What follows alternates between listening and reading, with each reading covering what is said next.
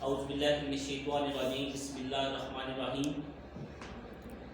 آج میرے ساتھ موجود ہیں محمد اشفاق انجم، لیکچرار معاشیات، اسلام آباد ڈگری کالج میں تدریس کے فرائض سر انجام دے رہے ہیں۔ میں آپ کو آزاد پریس کلب چکسواڑی میں آمد پر خوش آمدید کہتا ہوں اور آپ کا شکریہ ادا کرتا ہوں۔ اشفاق انجم صاحب، آپ تھوڑا سا اپنے بارے میں ہمیں بتا دیں کہ آپ نے تعلیم کہاں سے حاصل کی اور آپ تدریس کے شعبہ سے کب سے منسلک ہیں؟ بہت شکریہ آپ کا، آپ نے مجھے یہاں پہ مدعو کیا اور اپنے خیالات کا اظہار کرنے کا موقع دیا۔ میری جو بنیادی تعلیم ہے وہ یہاں سے چکسواڑی ہائی اسکول سے ہے، گورنمنٹ ہائی اسکول سے میں نے میٹرک کیا۔ اس کے بعد جو میری گریجویشن کی ایجوکیشن ہے وہ بھی ہمارے جو ڈگری کالج ہے یہاں سے ہی ہے۔ اس کے بعد میں نے مظفر آباد یونیورسٹی سے ایم ایس سی اکنامکس کیا اور پھر اس کے بعد ایم فل اکنامکس میں نے اسلام آباد سے کیا، فیڈرل اردو یونیورسٹی سے، اور پھر اسی کے ساتھ ہی کچھ عرصہ میں پی ایچ ڈی اکنامکس میں بھی رہا۔ ماشاء اللہ۔ جی جی، تو پھر اس کے ساتھ ہی میری جاب ہو گئی، تو میں گزشتہ تقریباً 2 سال سے میں حدیث کے شعبے میں موجود ہوں۔ ماشاء اللہ۔ آپ کے گورنمنٹ جو اسلام کا میں نہیں، اس سے پہلے میں رہا ہوں 1 سال میں تقریباً رہا ہوں گورنمنٹ انٹرمیڈیٹ کالج ہے نیڑا میں، وہاں پہ۔ پھر اس کے بعد میرا ٹرانسفر یہاں پہ۔ اشفاق صاحب، آج ہم محکمہ تعلیم کے حوالے سے بات کریں گے۔ عموماً کہا جاتا ہے کہ تعلیم اور تربیت ایک ہی چیز کے 2 نام ہیں، یہ بات کہاں تک درست ہے؟ اس کے بارے میں آپ کیا کہتے ہیں؟ جی، عموماً ہم سنتے رہتے ہیں تعلیم اور تربیت، مطلب جو بھی بندہ بات کرتا ہے وہ یہی کہتا ہے کہ تعلیم اور تربیت جو ہے وہ ایک ہی چیز کے 2 نام ہیں۔ لیکن اگر ہم موجودہ سسٹم کو دیکھیں، ایجوکیشن سسٹم کو سمجھیں، یہ جو تعلیم کا نظام ہے ہمارا، اس سے جو طلباء ہمارے تعلیم حاصل کرتے ہیں، لیکن جب ہم ان کو پریکٹیکل لائف میں دیکھتے ہیں تو وہ مطلب اگر آپ کسی بچے کو کلرک کی جاب پہ ہی بھیجتے ہیں تو وہ جو کام ہوتا ہے اس کے لیے اس کو پھر دوبارہ سے سیکھنا پڑتا ہے۔ جی بالکل ٹھیک ہے، تو تعلیم، اگر میں دیکھتا ہوں کہ تعلیم جو ہے ہماری جو آج کل ہم دے رہے ہیں اداروں میں، اس کو اگر ہم سادہ الفاظ میں سمجھیں تو وہ یہی ہے کہ ہم کوئی چیز سکھا رہے ہیں ان کو یا پڑھا رہے ہیں۔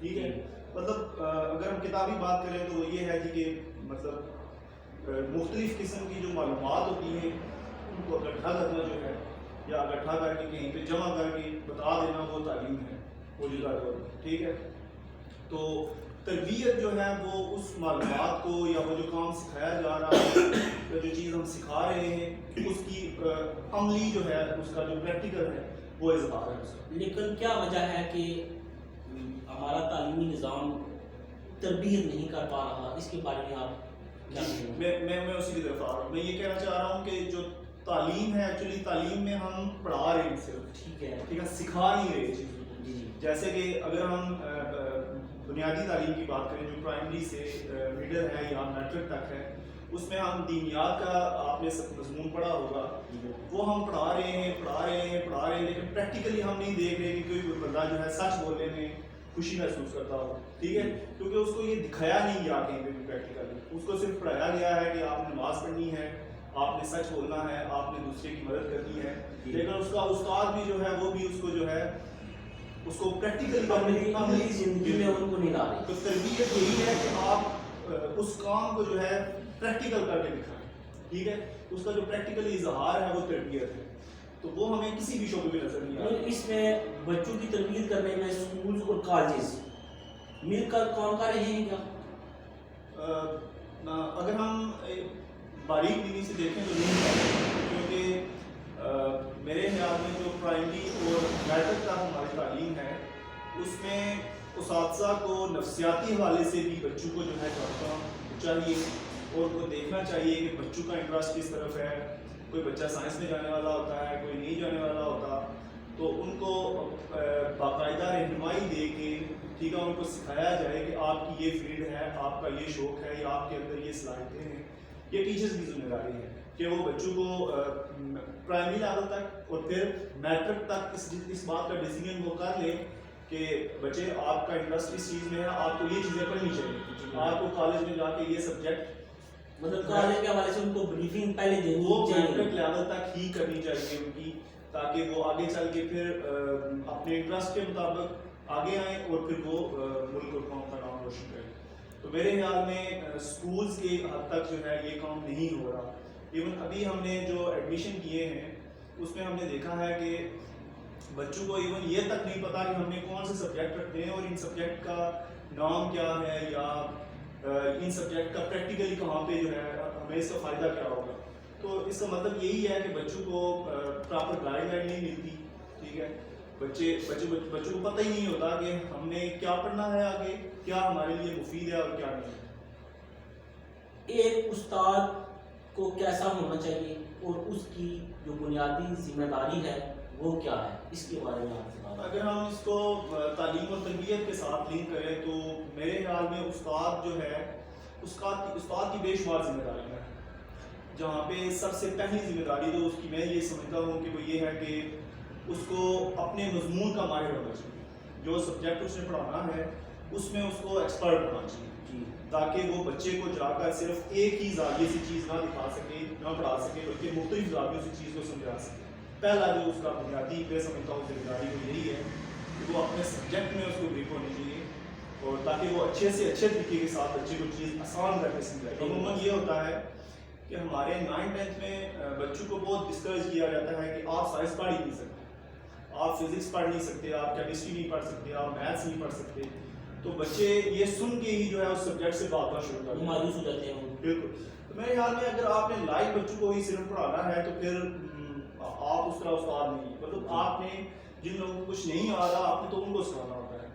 تو اس حوالے سے ٹیچر کی سب سے بڑی ذمہ داری یہی ہے کہ وہ پہلے خود اس سبجیکٹ کا ماہر ہو, اور دوسرے نمبر پہ وہ بچے کی حوصلہ افزائی کرنے والا ہو کلاس میں.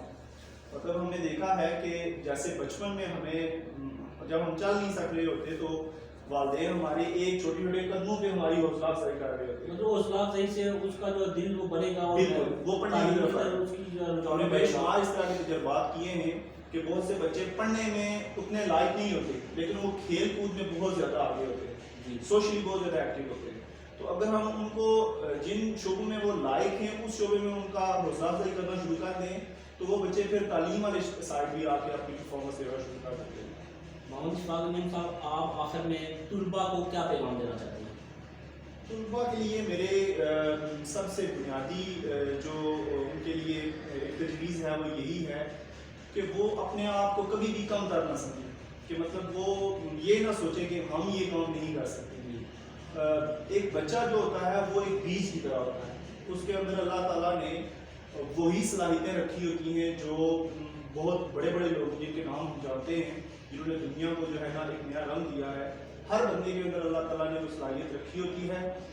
بچوں کو اس چیز کو پہچاننا چاہیے کہ ہم اللہ تعالیٰ کی کریشن ہیں اور ہمارے اندر اللہ تعالیٰ نے ہر طرح کی صلاحیت رکھی ہوئی ہے. اس کو پہچانیں, اس پہ محنت کریں, اور دوسرے نمبر پہ اپنے اندر اعتماد پیدا کریں کہ ہم یہ کام بھی کر سکتے ہیں, ہم بھی غزالی بن سکتے ہیں, ہم بھی جو ہے بڑے بڑے نام جو جن کے ہم پڑھتے ہیں وہ ہم بن سکتے ہیں. ہمارے اندر اللہ تعالیٰ نے یہ صلاحیت رکھی ہوئی ہے.